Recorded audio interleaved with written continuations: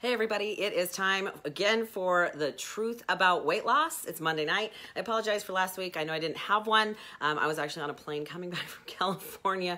Oh, it was wild, right? Of course, the Pacific Northwest is receiving quite the weather right now, so you guys stay safe. It's a little crazy, but you know, we want you to be safe. So fortunately, I've been driving in it. My car does great. Not a problem with it, but yeah, wow. It's been a little crazy out there with the snow and the craziness going on. But hey, I got a great topic tonight. You know, the whole point of this Facebook Live is really to talk about kind of overcoming the myths and the garbage and the information that's out there that makes absolutely zero sense when it comes to, of course, weight loss, which again, if anybody knows me, I don't like that word. I don't like weight loss. It really connotates something that isn't as important, because it really isn't about weight loss, it's about fat loss, and to me it's just literally about health. And that's really what we're going to talk about tonight is you know, how to really find your health. Because if you think about it, I had somebody really question last week a Facebook Live that I did where I really talked about why the scale should not be the sole tool that you utilize when you're checking your progress when it comes to health, and really kind of brought back to the fact that really health really isn't about a number. It's not about measurements. It really is about you being the best you that you possibly can be. And we're not just talking about physically, we're talking about all the way around. I mean, really health is about being a happy, healthy person, and that really isn't just physical. So we're actually going to talk a little bit about that tonight, but I really wanted to hit talking about multiple things, because when you do talk about trying to become healthy, you know, most people think diet and exercise, and while those are important things to talk about, they're not the only things that we should be talking about. So we're going to talk a little bit tonight about what else you should involve in your own formula. Now, by formula, I just mean Chris says, how are you doing? I'm fantastic. Thanks, Chris. I'm actually doing really good, especially because it's warm in here. So let's talk a little bit about what I mean by formula. Now, formula is different. It's going to be different for everybody. You know, formula just means what are the things that you need to do in order to get the places you want to go, to reach your health goal. You know, most people, again, have a whole weight loss goal. Again, I've attacked that in other videos, so if you're interested in how I feel about that, you can go back and watch it. I'm really talking about, you know, really figuring out where you're trying to go health-wise. And again, we're going to talk about some different things that you probably need to add to it, because while diet and exercise is important, there's so much more to it, because most of us know that our issues stem from much deeper issues than just trying to fix the physical part of it. Much of it comes from, you know, things that we learned growing up, habits that we gained, you know, eating our feelings, you know, eating for stress. So there's really much more to it. So we're going to talk a little bit about that. But the one thing that I really want to talk to you first about is, no matter what your health goal is, you really got to figure out what your why is. Why do you want to get there? Is it really, you know, is it something that's realistic and is going to help you to be overall more happy and healthy? Or are you just going to create more stress in your life and cause more issues? Now, case in point, you know, having been competing in bodybuilding industry for a while, you know, people think that's a really great tool and a great motivator. And while it is, there's other issues that we have to deal with when we're focusing on getting on stage. Now, again, I have a little different background than most trainers and coaches.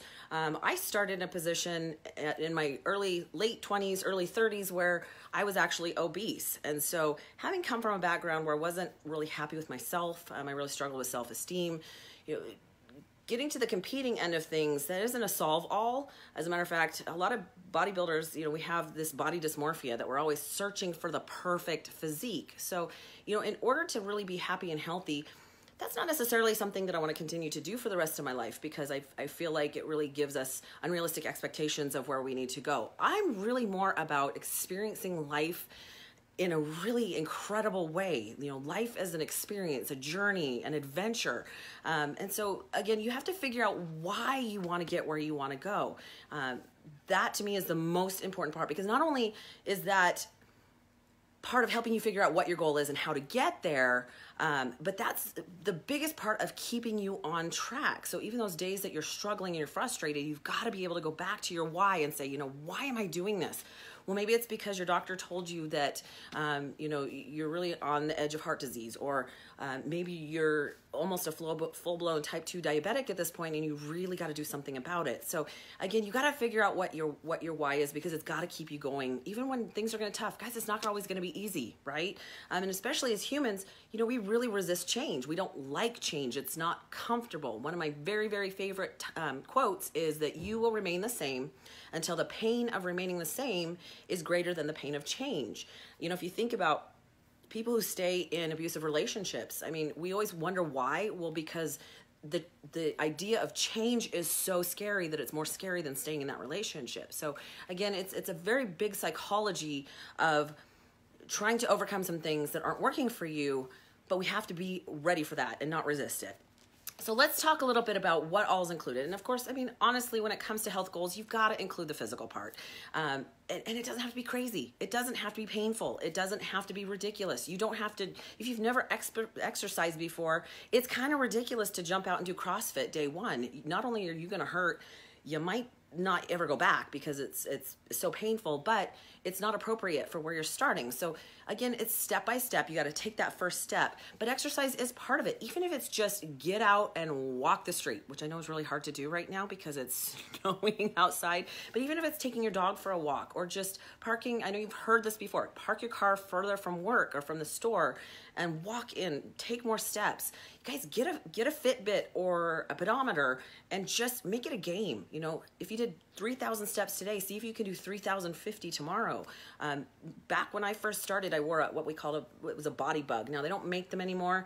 I found that they were way more detailed and specific. What's the word? I'm trying to think. They were a better tool than the Fitbit is today. Unfortunately, the Fitbit's great, but this was a little more accurate. Accurate's the word I'm going for. We wore it around our arm, and it did kind of the same thing. It tracked our exercise, our activity. It told us kind of how many calories that we would burn. It was a great tool. So I kind of made a game of it, and steps, right? It had a pedometer on it. So I made it a game. If I found I wasn't getting moving fast enough or often enough, I would get moving and get more steps in for the day. It made it kind of me challenging me, which was kind of a fun thing. And of course the Fitbit has all these options now. You can actually challenge friends that also have a Fitbit, see how many steps you can take. But it is really a good tool to tell you whether or not you're sedentary or whether you're really getting enough movement. Again, it doesn't have to be crazy. Just get off your butt. That's really what it entails. Do something that you enjoy. Find something. Now, it's important to know there's different types of exercise. This is one thing I didn't understand growing up because, again, they don't teach enough of this information. When I was in elementary school, I just remember thinking, wow, you're either athletic or you're not. And it's kind of a genetic thing. And I was never really athletic. And so it was frustrating. Not only that, I really didn't get to experience a lot of team types of experiences until I was a teenager. And by then I was like, meh, I don't enjoy this and I'm not good at it. So, it's important to find something that you enjoy doing, and it doesn't have to be the same for everybody. That's why I always tell people you have to find your own groove. You have to figure out what you enjoy. If you like doing aerobics classes because all those women are there cheering for you, awesome. If you are okay putting headphones on and watching Netflix while you're doing 30 minutes on the treadmill, that's great. But again, understand that there's different types of exercise and they're both necessary. You actually do need some sort of cardio. Now, let me tell you that cardio is important for a couple of things. Obviously, it's for your heart health and your fat burn. However, it's not the only type of exercise. Not only that, your body adapts really, really quickly to cardio, any sort of cardiovascular exercise. And so, starting out at 45 or 90 minutes, which I've had clients do, where are you going to go from there? Because you've kind of already ruined a tool. What I tell people is do as little cardio. Now, again, if your goals are different, maybe you want to run a race or maybe you want to, that's great. Then again, that's a little bit different. But in general, most of the people that I work with, especially women, just want to change their physique. They want to become a little bit healthier, and I need them to take them from step 0 up to what's going to get them to their goal. So really what I need them to do is to start out with as little cardio that actually still sees results, because again, I can't have them doing 45 minutes out the gate. I have nowhere to take them to, right? So cardio is important. Doing a little bit of that is important on a regular basis. It makes you feel good. And yes, everybody, shoveling snow does count as cardio. Did that yesterday. But strength training is a whole different ball game, and it provides different benefits. Strength training helps to, and again, it doesn't have to be go to a gym. If you're just starting out, You can do body weight exercises. There's so much you can do from home, especially if you're intimidated by a gym, right? There's body weight things you can do. You got to start somewhere. So it's okay to start there, but it will make you stronger, which I really don't see a downside to that. It's going to help you burn more calories. It will raise your overall metabolism even while you sleep. So, unlike cardio where you just burn more calories while you do the activity and then it starts to come back down fairly quickly, the more muscle you have, and again, I'm not talking, you don't have to be as big as I am, that's not a big deal, but the more muscle you have, the more calories you burn. And your body treats all the nutrients that you eat in a totally different fashion than if you're not exercising, right? So that's really super important. But it also can help your posture. If you have lower back issues, it's because your core is not strong, right? Your back is not supposed to do all the work. Your core is. Now, your core is from here to here, right? It's your trunk. But that's super important as you get older as well, because your ability to have an active, independent life depends upon that. Your balance depends upon that. So the older you are, the more important that is. And for those of you that are young, start now. Why not? You've got the energy. Start now. It's going to affect you as you get older as well. So those things are important, but above and beyond that, self-confidence. When you look good and feel good about yourself, it exudes in many ways, which can only benefit you. If you're feeling more confident at work, you're feeling more confident in your relationships and at home and in your recreational activities. How awesome is that? Because not only does that make you feel good, but then you start to be an example for others, and you kind of your attitude and everything starts to change other people's views and attitudes about exercise. So again, there's just not a downside to that. So a little bit of strength training is important, along with a little bit of cardio. There's definite benefits to both of those. And of course, nutrition follows that, because of course, first of all, you cannot out exercise a bad diet. If you are still eating a lot of processed foods, fast food, refined sugars, enriched flour, those things don't do a body good. And unfortunately, in this day and age, we're not taught anymore how to cook. I find that fascinating. That's one of the major problems that first world countries have, is we don't know how to cook anymore and feed ourselves. So we eat out so much. Now, I'm not saying that there's not ways around that and how to choose good, healthy foods when you eat out, but you can't always control what goes in it. Plus, it gets expensive at some point. So I know that fast food and processed food is cheap because, of course, it doesn't cost them much to make it. So they can make it cheap, get you addicted, and yet then we keep buying it. So that can be a huge problem with that. But it is important to fuel your body, and we're not just eating for calories, we're eating for nutrients. It's fuel to our body. It's what keeps us going. It's what keeps our cells regenerating. It keeps us young and healthy and vibrant.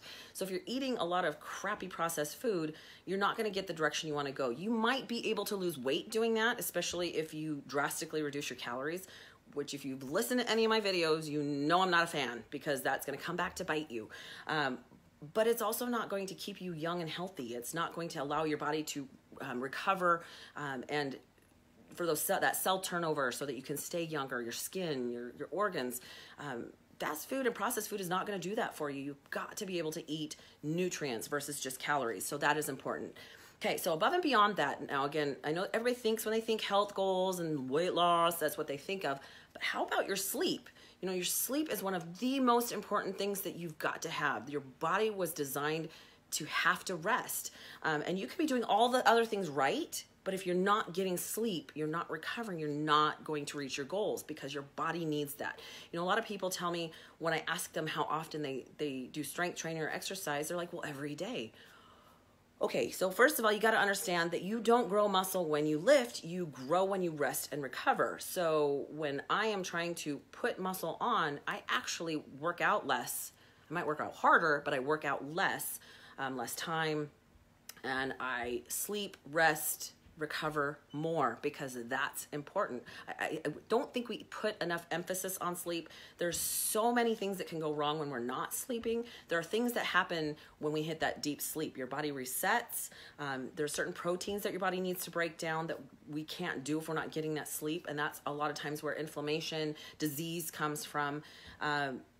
Being able to release human growth hormone that helps our body stay younger, our cell regeneration, our ability to grow muscle doesn't happen. So, when people are doing the right things with diet and exercise, but they're not seeing results, I go to a couple of other things that are possibly missing. And one of them is, how much sleep are you getting? There's a really great book, and I can't tell you who it's by right now, but I own it. I bought it because it was so good, called The Circadian Code. And it really talks about how your body is designed to rise with the light and go to bed with the dark, and what things, are set forth in your body time-wise in order to have really great health, that are dependent upon your ability to, again, sleep at the right time. So, if you like to stay up till midnight or 1 or 2 in the morning and sleep in the morning, yeah, you might even be getting 8 hours of sleep then. However, your body wasn't designed to work best that way. It wasn't designed to be the most efficient that way. You actually get better sleep before midnight than you do the rest of the night. So again, there's so much more to it, but the basic idea is the more sleep and rest and recovery you get, the better your health will be. You realize that your body is not, it's not independent, right? Everything is intertwined in order to have the best health. So it's everything affects, your nutrition affects it, your stress level affects it. It's important that you take time off. Now, this is one that I struggle with a little bit. I tend to work every day. And I actually really struggle if I'm home to hold still, because I find there's always something to be done. So I've learned that really, in order to take a really decent break or a day off or two, I might need to actually leave town or go somewhere else. It's also important to take vacations. I know that there's studies behind how many vacation days actually go unused in America, and that it actually results in a lot of illness, time off for reasons other than vacation, because our bodies break down and they can't handle not having that time off. So it's really important that we get that rest and recovery.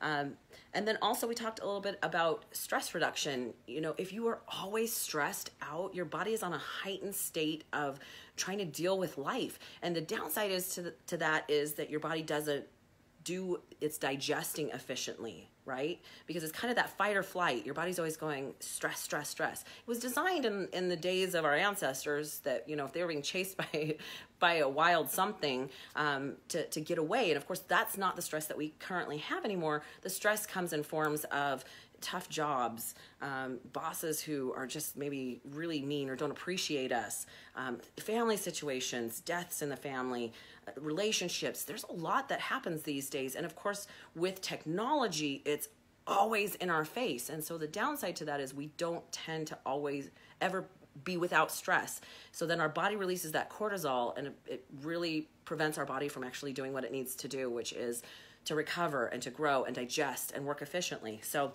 if any of these start to ring true to you, you might need to kind of take a step back and figure out what in your life needs a little bit of change. So over the last couple of years, although I don't really set New Year's resolutions, I do come up with new goals or focuses for the year. And the last couple of years, my focus has turned from, whatever at the time, of course, 8, 9, 10 years ago, it was trying to get to a healthier place. 210 pounds and 5'3" is not healthy. However, now my goals have turned to get more sleep, take breaks and take days off, and learn to manage my stress, which I've learned to do in a couple of different ways.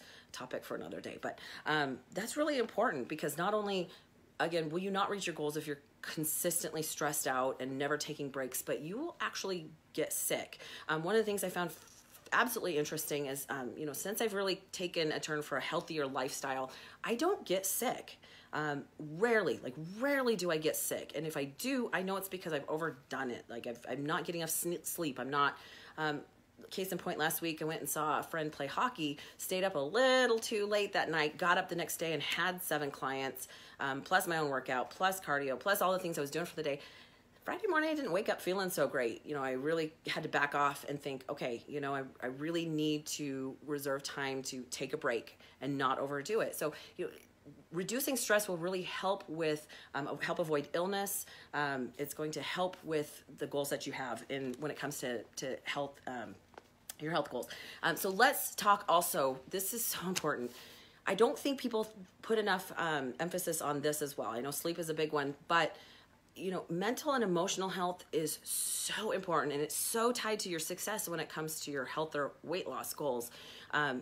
I find it fascinating. I've had clients come to me and say, please help me fix my body because I need to fix my head. I'm like, whoa, whoa, whoa, whoa, whoa, whoa, whoa. You know, it doesn't work that way. Rarely does it work that you fix your body and it fixes everything. First of all, you become a completely different person, and you have to acknowledge that and deal with some things. You also have to remember that whatever got you to that unhealthy position or the place where you wanted to make some changes probably was something, you know, in your head. You know, how many of us eat our feelings? How many of us deal with stress by binging on comfort foods? That's not going to be solved by fixing your body. You have to fix your head to fix your body. That is one of the most important things to think about that I don't think gets addressed when people start to think health, because health is a lifestyle. It's not just a short-term goal. It's what do you want your quality of life to be when you get older? Because what you do now is going to affect that for the rest of your life. So if you keep that in mind, if you want to fight signs of age, if you want to have a healthier lifestyle, if you want a quality life and be able to chase your grandkids someday, thinking about all these things now is really, really important. So, you know, really success when it comes to any of your health goals starts with your state of mind. You got to have a healthy mind in order to have a healthy body. And it's unfortunate, of course, that in this day and age, and, you know, we have to take our own responsibility for this, but food is so prevalent, right? Junk food, fast food, it stares at us as we walk through the grocery store, and even as we go through the line to check out is just junk. And you know those food companies pay for that space in order to have that food up in front and in your face in order for you to purchase it. You know, how many times have you been in the aisle and gone, oh, that candy bar sounds so good, right? It's there on purpose. They want it to be that last minute, you know, ooh, it sounds great. It really is a whole science behind that. So if we think about, you know, junk food as kind of being like a drug, right? It makes us feel different. It might make us feel better briefly, right? But if you've ever been through that guilt cycle of, you know, you eat it to feel good, but then you feel guilty and horrible and beat yourself up, and then you eat more junk because it makes you feel good briefly. That's not a good thing. That's pretty much torturing yourself. So you have to figure out ways to get around that. You have to be healthy because you are in a good place, right? It's not going to be because you look good. That's not going to fix it. Matter of fact, sometimes it causes more issues than it helps. So if you think about what got you there in the first place, that is something that you're going to need to address in order to get where you want to go. So case in point, I learned to eat because I was stressed or bored for both those reasons. I know that I eat when I'm hungry, not hungry. Now I've learned the difference between physical hunger and emotional hunger. And I have put some things in place in order to avoid that or deal with it when that happens. That's where cravings come in, right? And you know that you can tell the difference because if you are emotionally or hungry in your head, if you're going to crave junk food, you're going to crave comfort food. It's not going to be a vegetable is not going to solve it. If you're physically hungry, anything will solve it. A vegetable, a fruit, some protein. So again, there's ways to feel the difference or find the difference. Also, that knot in your stomach or that whole wow, I'm empty. My body tells me when it's hungry. I know because I can feel it. First of all, learning the difference is a big tool that you need to have. But you do have to figure out what it is to overcome all those issues. I mean, maybe, and again, a lot of times it's some deep stuff, guys. Maybe it's self-esteem. Maybe you've been abused in the past. There's whole research done around that basic situation on its own. Maybe you've had a loved one that died and you're really kind of dealing with it by eating. It's a separate type of drug. Unfortunately, unlike other drugs, we can't just stop eating. So thereby it requires some different tools in order to deal with. Now, I'm going to tell you that if it's something that you're truly struggling with and nothing else has worked, don't be afraid to seek professional help. There really has to be a way to get through it, and you might not have the skills or the coping tools on your own, and it is okay. You are not broken. You are not a bad person. It's just something that you're going to need to do. If you want to learn to play the piano, you have to go pay a piano teacher. If you're trying to figure out how to deal with some issues that you might have, you're going to have to find somebody that knows how to help you do that, and that's an okay thing. You're not a bad person. Do it. As a matter of fact, you're pretty courageous for stepping out and asking for help. And I know that that's not easy. So let's talk really quickly about just some tips for things that you might be working towards when it comes to overall health. Now, again, I know the numbers and the science, and I love that part. I mean, that really is, for some odd reason, that just gets me, right? I like the numbers and the information, and I love to learn, and that part of it. But it really is an overall healthier you, and that really is what we're talking about, and that's most important. But tip number one is that what works for one person is not necessarily going to work for you. So you have to find, I call it your groove. You have to find your own groove. You know, maybe you just need to eat a little bit different, or maybe you just need to move a little bit more, but you have to figure out what works best for you. Just remember to keep all those things we just talked about in mind, that they will play a role in your success, okay? Number two, don't try to change too many things at once. That's the main reason I don't like New Year's resolutions, because everybody thinks, okay, well, I can do this for 3 months. Okay, and what happens after 3 months? Yeah, I can do anything for 16 weeks. I already know that, but it's not about those 16 weeks. It's about the rest of your life, and that's what's important. Is you've got to change some habits, and you can't change too many things at once, or as soon as you start to get overwhelmed, or as soon as something major happens in your life, you have a major stressor, you're going to give up, because it's just not doable to change all those things. We already don't like change, so changing everything at once is not going to work well for you. Number three, you've got to find balance. Now, I'm not going to tell you that you're going to arrive and then not worry about it again, because that doesn't work. Our life changes, stresses change, you know, our family dynamics change, jobs change. There's never going to be a perfect balance. It's more like finding harmony, you know, how to deal with it as life changes. That's really what we're going for. And if you realize that it's a journey, it's a lifetime, it's an adventure, it's not a small goal and then we're there, right? That's not how it works. We're trying to be, I don't know about you, I want to be happy for the rest of my life. That's why we're here. We're here to be happy, we're here to be healthy, and we're here to help each other achieve those things. And hopefully you have those people in your life, and that you are one of those people. Also, the other one is that perfection isn't realistic, nor is it necessary. There is no perfection. And this is coming from a perfectionist. So unfortunately, I am a perfectionist and a control freak. And those two things are not good together. They cause a lot of anxiety in my life. But I'm aware that, you know what, I'm going to fall down. There's times I'm not going to be perfect. It's okay. There's nothing, those at the top did not make it without trouble or without falling down. They've made it because they keep getting back up and going. And that's important to know. And the last one is take responsibility. You know, I get it. You know, we're not taught in the schools anymore how to be healthy. There's a lot of misinformation out there. Even if you look on the internet, again, everything you read on the internet is not true. Get over it. Just because somebody said it, or just because what really gets me when I ate all this ice cream and cookies and I still lost weight. Show me your heart and your arteries in 10 years and then let's have that conversation. There's just so much garbage on there. I'm aware that big food they're using the tools of science and addiction and all of those things in order to keep us eating the foods they produce, because it's all about money. I get it.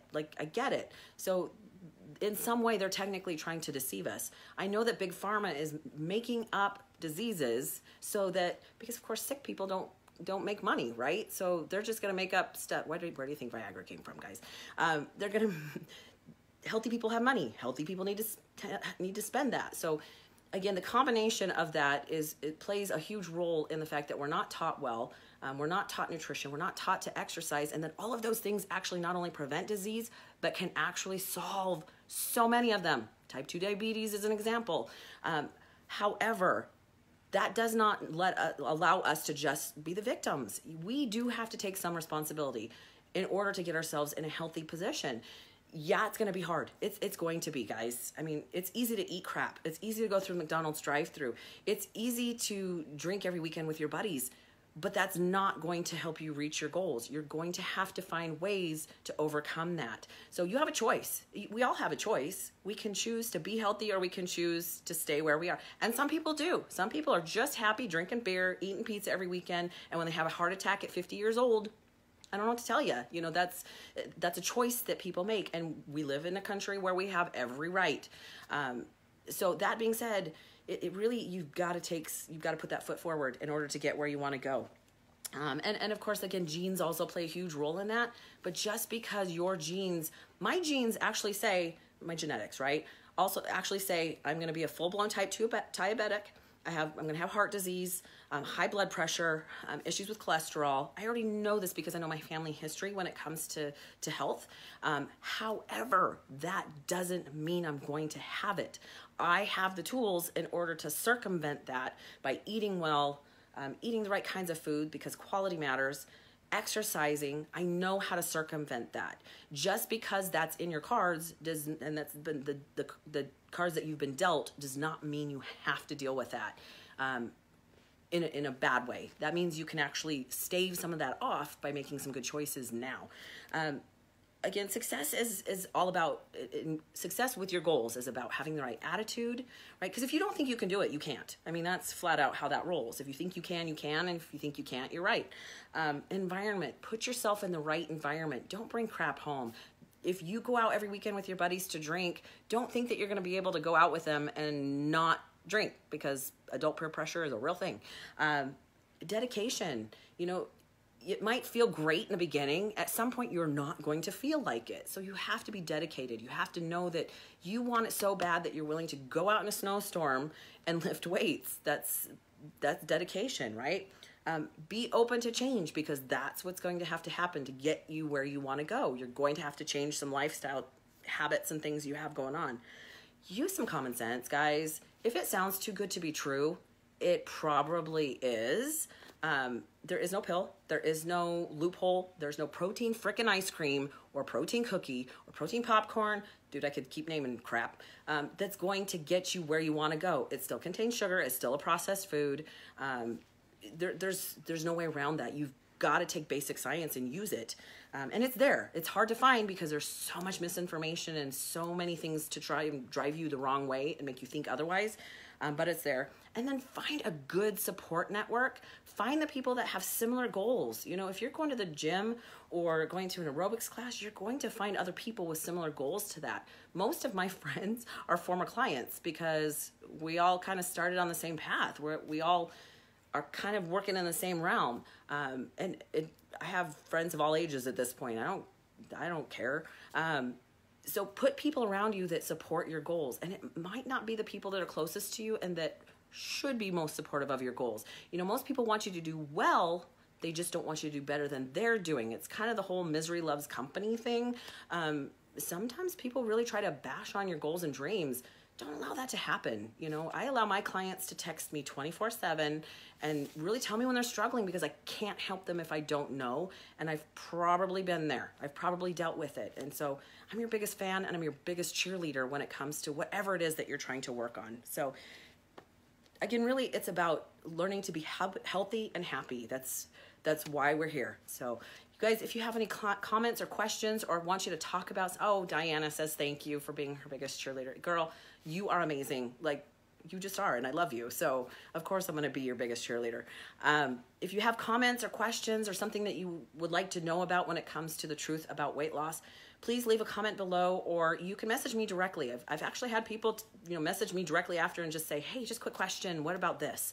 It's where I get some of my best ideas. So don't be afraid to do that, because here's the cool thing. If I don't know, and sometimes I don't, I will do some research. I should have been a scientist because I love research. I find it fascinating. I learn something every day. So have an incredible week, you guys. Please stay warm, stay safe. If you don't need to be out in this weather, I recommend you not, because some of us do know how to drive in it. I learned to drive in the snow, and some people don't. I always swear that the crazy people come out when it snows so they can practice their driving. So stay safe. If you're out shoveling snow, please be sure to get plenty of water. We don't want you to get dehydrated. It's not something most people think of. Happy February, guys. Oh, and happy Valentine's Day coming soon. So until next week, we'll see you later, guys.